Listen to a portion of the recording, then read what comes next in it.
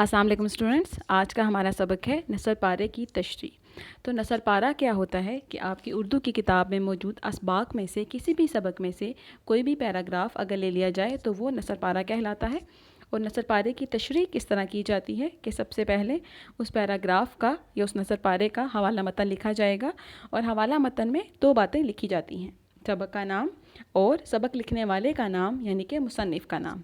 ठीक है, तो हवाला मतन लिखने के बाद हम क्या करते हैं, हद कशीदा अल्फाज के मानी। हद कशीदा अल्फाज से क्या मुराद है कि ऐसे अल्फाज जिनके ऊपर ख़त खींचा गया हो या जिनके ऊपर लाइन लगाकर उनको नुमाया कर दिया गया हो।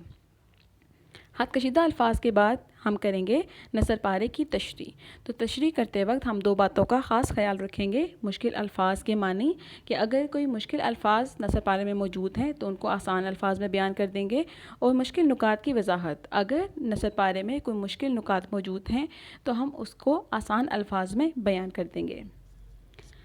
आपकी किताब में सबक मौजूद है किसान की दानाई, जो कि आप पढ़ चुके हैं, और इससे एक इक़्तिबास लिया गया है।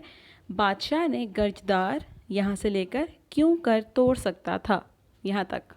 ठीक है, तो इस पैराग्राफ की आपको तशरीह करनी है, और तशरीह आप कैसे करेंगे, बिल्कुल बताए गए तरीक़ाकार के मुताबिक कि सबसे पहले आप उसका हवाला मतन लिखेंगे।